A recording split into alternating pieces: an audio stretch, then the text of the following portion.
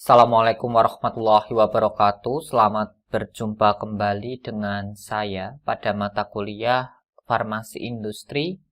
Pada sesi kali ini kita akan berdiskusi yakni terkait dengan topik bangunan dan peralatan di industri farmasi.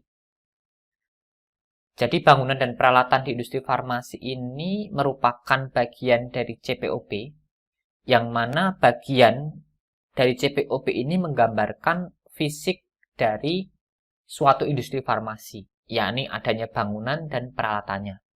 Tidak mungkin industri farmasi itu bisa memproduksi obat tanpa bangunan dan peralatan. Walaupun ada bangunan dan peralatan, akan tetapi ketika tidak bisa kita kendalikan bangunan dan peralatan tersebut, maka mutu dari suatu obat itu juga nanti dipertanyakan. Oleh karena itu, bangunan dan peralatan ini merupakan bagian yang penting kita pelajari dan akan kita diskusikan pada topik diskusi kita kali ini.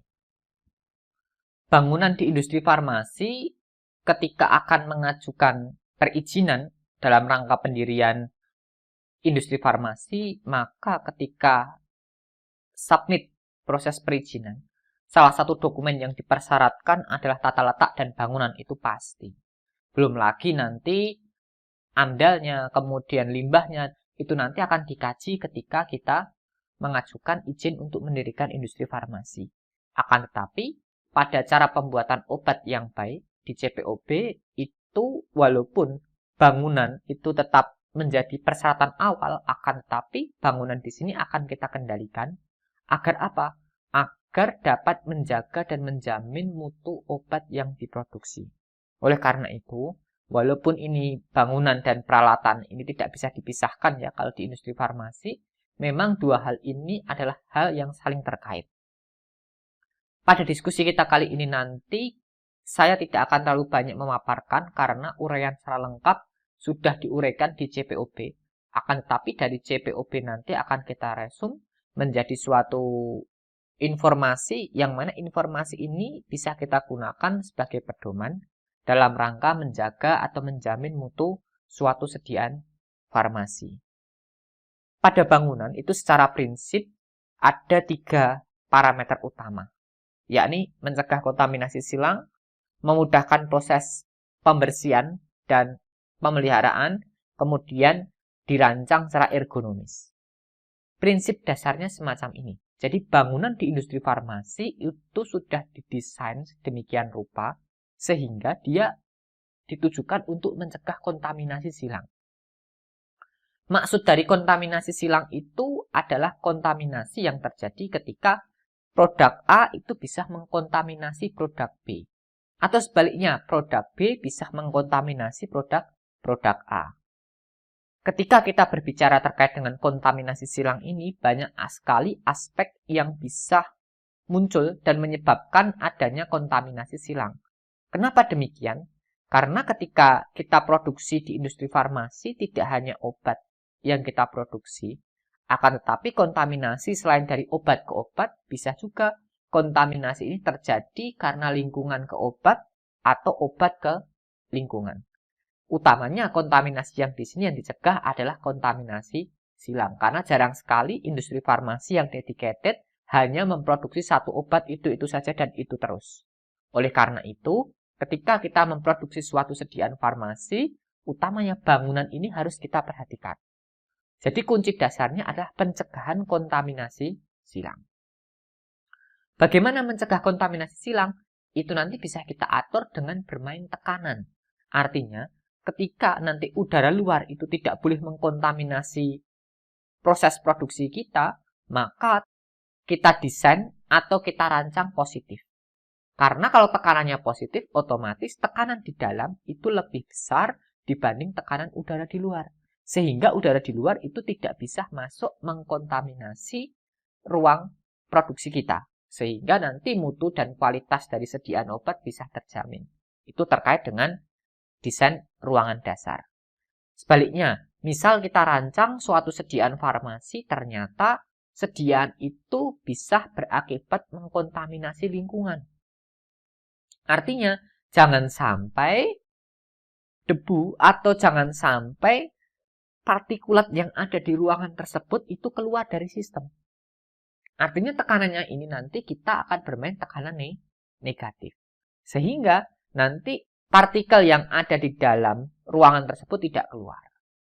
Artinya sebaliknya ya, ketika kita desain di ruangan positif, tidak mungkin semua partikel itu keluar semua, tidak. Nanti ada filternya, kemudian filternya akan ditampung.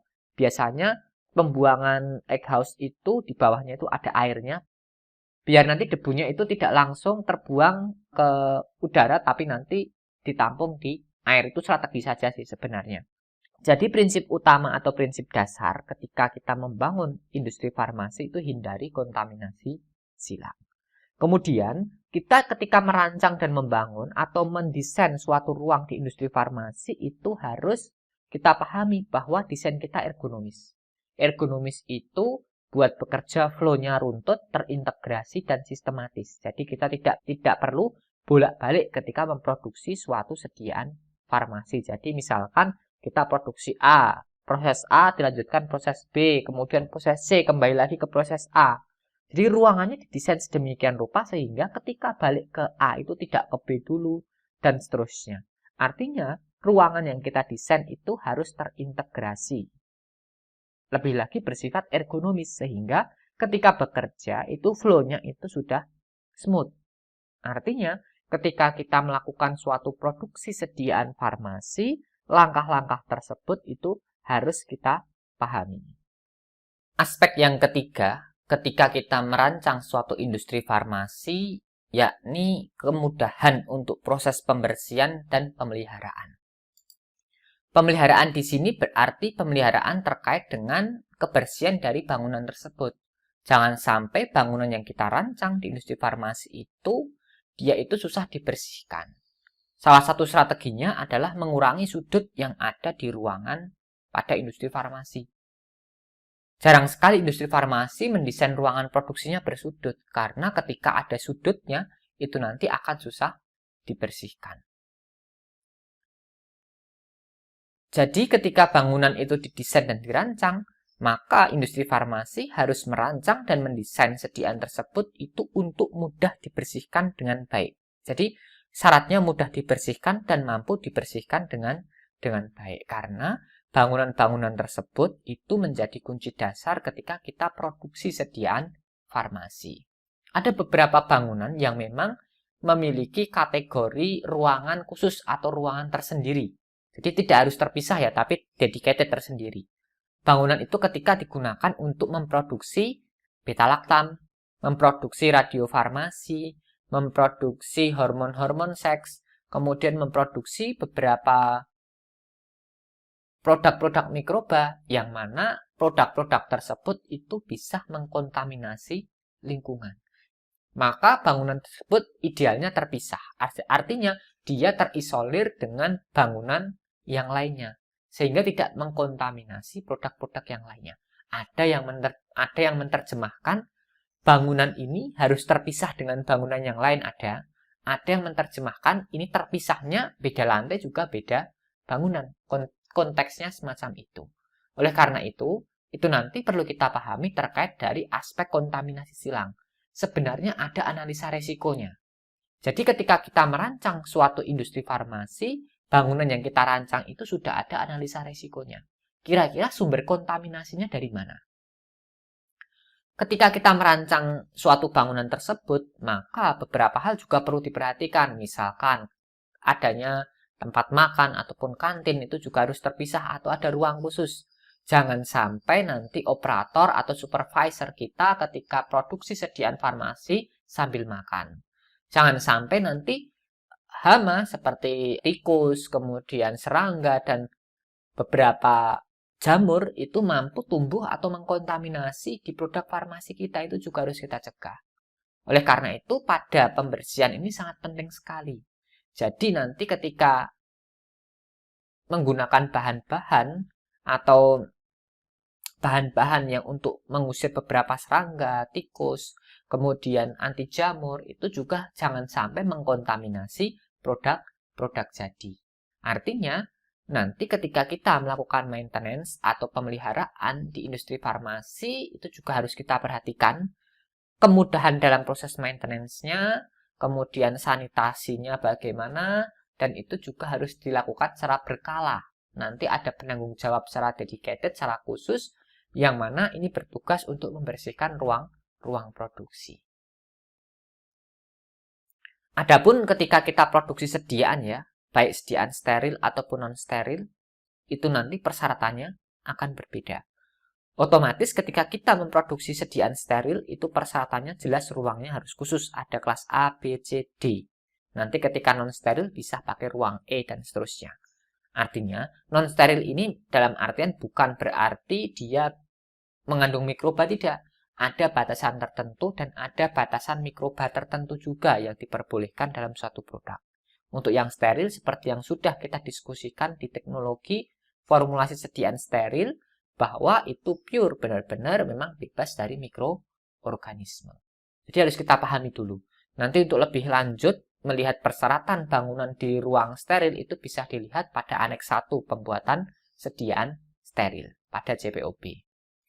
Ketika kita belajar terkait dengan bangunan di industri farmasi, ada beberapa area yang itu memang dirancang di industri farmasi, kadang ada persyaratan-persyaratan khususnya. Yang mana persyaratan khususnya ini memang ditujukan tergantung dari tujuan pada proses tersebut. Misal pada area penimbangan. Jadi area penimbangan ini adalah area yang digunakan untuk menimbang. Otomatis sebelum produksi kita akan timbang bahan-bahan atau komponen yang ada di dalam formula. Kemudian nanti setelah itu kita akan melakukan proses produksi. Artinya area penimbangan ini harus didesain secara khusus dan didesain untuk kegiatan penimbangan. Jadi biar nanti kalau kita paham, oh ini mau dirancang buat area penimbangan atau nanti akan dirancang sebagai bangunan tempat timbang.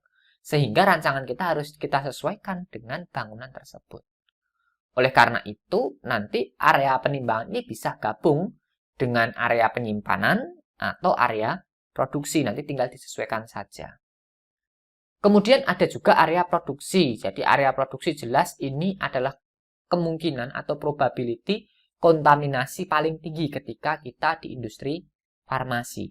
Jadi intinya ketika di ruang produksi itu harus kita kendalikan sedemikian rupa, jangan sampai itu terjadi kontaminasi silang.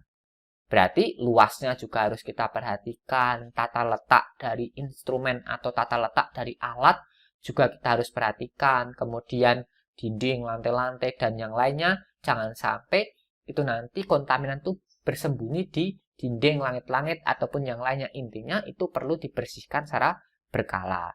Kemudian beberapa permasalahan yang biasanya itu agak problem juga, yakni pipa, fitting lampu, kemudian beberapa aliran udara atau ventilasi juga harus dirancang dan didesain agar tidak menyebabkan kontaminasi. Oleh karena itu pada bangunan ini banyak sekali aspek yang bisa kita pelajari lebih dalam, karena pada bagian ruang produksi itu adalah sumber kontaminan dengan kemungkinan yang terbesar. Jadi ketika sediaan kita terkontaminasi, ya sumbernya di ruang produksi. Kita evaluasinya di ruang produksi terlebih dahulu. Kemudian ada juga area penyimpanan. Area penyimpanan ini baik penyimpanan raw material, area karantina, penyimpanan produk ruahan, penyimpanan produk jadi, dan nanti penyimpanan produk setelah dia di packaging sekunder. Itu ada persyaratan tersendiri dan dirancang berbeda-beda. Artinya utamanya pada proses karantina. Ini harus kita pahami. Jadi ketika kita membeli suatu barang dari vendor, barangnya datang itu tidak langsung masuk di ruang produksi, tidak masuk di gudang, tidak ada ruang karantina. Biasanya ruang karantina nanti masuk akan ditempel label warna kuning, ditulisi kuarantin. Kemudian akan dilakukan inspeksi atau pemeriksaan mutu dari raw material tersebut. Kalau raw material bisa bahan aktif, bahan tambahan, dan bahan pengemas. Itu raw material. Kemudian setelah dicek nanti ditempelin kertas atau ditempelin tanda. Biasanya kalau lolos hijau, kalau tidak lolos dikasih tanda merah. Nanti kalau tidak lolos dia otomatis dikembalikan. Kalau hijau nanti dia dipindah di ruang atau area penyimpanan.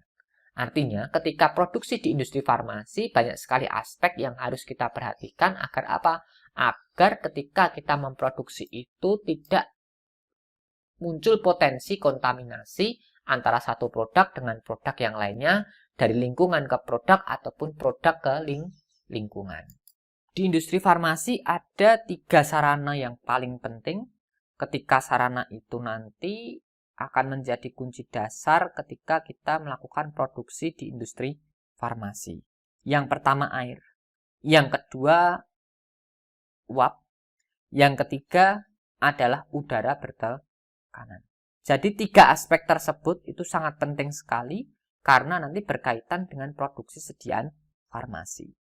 Untuk air sendiri, pengolahan air itu dilakukan di industri farmasi tergantung dari sumber air. Sumber airnya bagaimana. Kemudian setelah air itu diolah, maka air tersebut akan disimpan. Ingat bahwa air ini juga merupakan potensi cemaran paling tinggi di industri farmasi. Artinya, air ini sebagai raw material juga bisa menyebabkan proses kontaminasi. Kenapa demikian? Karena air itu adalah media perkembangan yang baik ketika nanti ada bakteri. Jadi ketika dia terkontaminasi bakteri, maka nanti ada medium perkembangan yang baik. Oleh karena itu, banyak sistem-sistem di dalam penyimpanan air di industri farmasi, itu ada hot looping, ada cold looping, semacamnya. Karena ketika tercemar di industri farmasi ada air ya, itu nanti air itu bisa tercemar mikroba. Mikrobanya itu kadang nanti membentuk suatu biofilm. Biofilm itu adalah suatu lapisan yang ada di pipa ya, utamanya pipa-pipa yang loopingnya itu tidak bagus. Artinya ada dead zone-nya, ada zona mati di pipa tersebut sehingga tidak menyebabkan adanya aliran air. Itu nanti bisa terjadi. Ketika ada hal demikian, maka nanti akan muncul biofilm. Biofilm ini adalah koloni-koloni bakteri yang gabung, kemudian nanti akan membentuk suatu sistem pertahanan sendiri. Makanya ketika kita memiliki suatu pipa atau selang atau macam-macam, kalau kadang kita pegang ada licin-licin, itu yang kita sebut dengan biofilm. Nah, di biofilm itu nanti ada sumber kontaminasi yang ada di air. Oleh karena itu, looping air ini harus dijaga. Makanya air itu walaupun sebagai raw material, air ini juga bisa menyebabkan kontaminasi. Kemudian aspek fundamental selanjutnya yakni adalah udara bertekanan, dikontrol sama AHU. Air handling unit akan mengontrol udara itu bertekanan positif ataupun negatif. Kenapa? Karena ini untuk menjaga agar produk itu tidak terkontaminasi. Aspek fundamental ketika kita produksi suatu sediaan farmasi pada peralatan dan bangunan ini adalah uap. Uap ini merupakan bagian penting ketika kita akan memproduksi suatu sediaan farmasi. Karena uap ini biasanya kita gunakan untuk memanaskan, untuk pertukaran panas, memanfaatkan pertukaran panas. Kemudian uap ini juga bisa kita manfaatkan untuk pembangkit listrik, untuk sanitasi, bahkan untuk sterilisasi. Nah, ini bisa kita manfaatkan. Oleh karena itu, 3 aspek fundamental ini harus kita perhatikan ketika kita akan merancang suatu sediaan farmasi, yakni adanya air, kemudian uap, dan udara bertekanan. Karena 3 ini adalah kunci dasar ketika kita akan melakukan baik proses produksi, sanitasi, ataupun hygiene ketika di industri farmasi. Sekarang kita beralih ke peralatan. Pada peralatan ini ada beberapa aspek yang paling penting kita ketahui, yakni ada kualifikasi, ada penempatan dan instalasi, pembersihan dan pemeliharaan. Itu sangat penting sekali ketika kita akan merancang suatu peralatan di industri farmasi. Jadi yang pertama kualifikasi. Ketika kita akan memproduksi suatu sediaan farmasi, otomatis kita membutuhkan alat. Ketika kita membeli suatu peralatan, maka peralatan di sini itu digunakan sesuai dengan apa? Tujuan proses produksinya, agar mampu menjamin mutu dari sediaan farmasi itu secara reliable, jadi batch to batch-nya itu kontinu dan seragam, serta mencegah adanya proses kontaminasi silang. Oleh karena itu ada kualifikasi ketika kita membeli atau mengadakan suatu peralatan. Kualifikasi itu ada 4. Yang pertama design qualification, yang kedua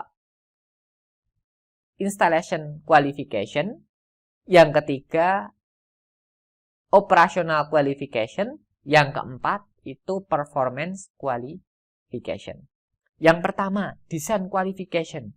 Design qualification ini kita melakukan kualifikasi alat dalam rangka apa? Menjamin spesifikasi yang kita tulis itu sesuai tidak dengan desain atau rancangan alat yang datang. Jangan sampai alat yang kita beli itu tidak sesuai dengan desain dan rancangan kita di awal. Kemudian, yang kedua ada installation qualification. Installation qualification ini berarti bahwa suatu alat itu harus terpasang sesuai dengan fungsinya, yakni fungsi-fungsi kritis yang ada di alat tersebut harus terpasang dengan sempurna dan dengan paripurna. Artinya, kalau misalkan kelihatan kok seperti tidak kenceng atau yang aneh, ya berarti dia tidak lolos kualifikasi instalasi. Kemudian setelah kualifikasi instalasi, ini ada namanya kualifikasi operasional. Pada qualification operasional ini, nanti kita harus menjamin alat tersebut bisa nyala tidak, bisa berjalan tidak sesuai dengan fungsinya. Kalau dia tidak bisa berjalan dengan fungsinya, maka dia tidak lolos operational qualification. Yang paling penting dan yang paling utama adalah performance qualification. Kualifikasi kinerja ini ditujukan untuk menjamin agar alat yang kita pasang itu benar-benar memenuhi persyaratan kinerja. Autoclave itu walaupun terpasang, kemudian desain oke, bisa nyala, bisa panas, tapi harus diuji kinerjanya. Jadi pengujian kinerja ini biasanya digunakan yang jelas termokopelnya jelas terkalibrasi, harus pada suhu tersebut. Yang kedua, kita menguji dengan Bacillus thermophilus. Pada menggunakan si bakteri thermophilus ini nanti, maka harus diperoleh salnya 1 kali 10 pangkat 6. Artinya, harus kita peroleh steril acceptance levelnya minimal 1 kali 10 pangkat 6. Dari 1 juta produk, hanya ada 1 yang terkontaminasi. Itu yang kita sebut dengan sal 1 kali 10 pangkat 6. Itu terkait dari qualification. Kemudian, pada peralatan itu yang paling penting adalah penempatan dan instalasinya. Penempatan suatu alat itu harus kita lihat, jangan sampai alat yang kita pasang itu mampu menyebabkan proses kontaminasi. Jadi dirancang jarak misalkan antara alat dan dinding itu harus kita jarak sedemikian rupa agar tidak terjadi penumpukan kontaminan di situ, atau jarak alat satu dengan alat yang lainnya. Jangan sampai menyebabkan salah produk, atau bahkan jangan sampai menyebabkan kontaminasi silang, atau jangan sampai menyebabkan itu salah produk. Kemudian alat-alat yang kita pasang itu yang jelas harus mudah dibersihkan. Karena pada pemasangan alat ini ya, kalau beli alat yang bagus bisa, tapi maintenance itu lebih penting dibanding hanya beli alat yang bagus. Oleh karena itu, kunci dasarnya adalah penempatan dan instalasi dulu. Kalau penempatan dan instalasinya tidak pas, maka cleaning and maintenance-nya juga tidak akan optimal. Oleh karena itu, perlu kita perhatikan beberapa aspek ini secara terintegrasi, tidak bisa kita pisah-pisahkan. Kemudian pada aspek yang ketiga, yakni cleaning and maintenance, ini jelas sekali bahwa pembersihan itu harus dilakukan ketika kita memproduksi suatu produk di industri farmasi. Antara satu produk dengan produk yang lain harus dibersihkan, di cleaning. Pembersihan ini juga harus divalidasi. Nanti kita semua akan diskusi yang namanya cleaning validation. Bagaimana cara kita melakukan proses cleaning validation tersebut. Yakni nanti bagaimana kita membersihkannya. Kemudian proses pembersihan itu harus dijamin bahwa itu benar-benar bersih. Baik dari kontaminasi produk sebelumnya ataupun kontaminan dari bahan pembersih itu nanti dicek mako, dihitung nanti dia valid tidak proses pembersihannya, diukur kadarnya juga dan seterusnya. Intinya pada proses pembersihan ini nanti ada tahapan yang kita sebut dengan validasi pembersihan atau cleaning validation. Kemudian metode pembersihan ini nanti harus disesuaikan ya dengan produknya, dengan alatnya, Yang jelas intinya dia mudah dibersihkan, kemudian cara pembersihannya ini biasanya ditulis dalam bentuk SOP yang sudah baku, berapa jumlah airnya, berapa kali dibersihkan pakai apa, bagaimana cara membersihkannya, prosedurnya sudah baku. Jadi di industri farmasi segala aspek yang dilakukan di industri farmasi itu sudah ada prosedur yang harus diikuti karena prosedur tersebut sudah tervalidasi. Oleh karena itu, di industri farmasi tidak boleh kita improvisasi sendiri. Saya bersihkannya, saya tambahi, tidak boleh. Tambahi sabunnya. Ya kelihatannya bersih, tapi jangan sampai nanti residu dari alat pembersih kita, deterjen atau sabun kita itu mengkontaminasi. Karena itu nanti harus diukur juga ketika kita melakukan proses cleaning validation. Kemudian selain pembersihan, biasanya industri farmasi juga menerapkan proses desinfeksi. Artinya, dia akan melakukan proses desinfeksi adanya mikroba atau cemaran karena di industri farmasi kontrol ruang atau mikroba itu tetap dilakukan dalam rangka menjamin sanitasi dan hygiene di industri farmasi. Kemudian beberapa peralatan ya terkait dengan mesin ataupun alat kemas ataupun alat produksi itu pasti butuh pemeliharaan. Artinya maintenance di sini bisa digunakan untuk menjaga fungsinya agar tetap berjalan lancar atau mencegah adanya proses kerusakan. Oleh karena itu, ketika maintenance itu harus kita perhatikan. Ketika maintenance pada waktu produksi tidak. Apakah proses maintenance-nya mengganggu proses produksi? Apakah proses maintenance-nya ini mengganggu atau menimbulkan kontaminasi? Itu juga harus kita perhatikan. Karena sumber dari kontaminan itu tidak hanya dari produk, bisa juga dari orang ke alat, kemudian alat akan mengkontaminasi ke produk. Oleh karena itu, ketika dalam perancangan bangunan dan peralatan ini sangat penting sekali, utamanya ketika peralatan ya itu ada maintenance, ada cleaningnya, dan nantinya ketika penggunaan peralatan tersebut itu juga harus ditulis di dalam logbook buku sendiri. Karena buku itu nanti yang jadikan pedoman alat itu mau dibersihkan kapan, hasil pembersihannya bagaimana. Nanti ketika ada penyimpangan bisa kita kaji dari beberapa dokumen yang telah ditulis. Demikian diskusi terkait dengan peralatan dan bangunan. Ini relatif tidak terlalu banyak ya. Nanti akan saya attach bagian JPOB, peralatan dan bangunan.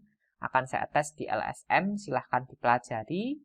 Kemudian setelah itu nanti kita akan berdiskusi dalam pembelajaran kolaboratif. Demikian diskusi kita singkat dari saya terkait pemahaman bangunan dan peralatan di industri farmasi. Semoga bermanfaat dan kita dalam kondisi sehat selalu. Assalamualaikum warahmatullahi wabarakatuh.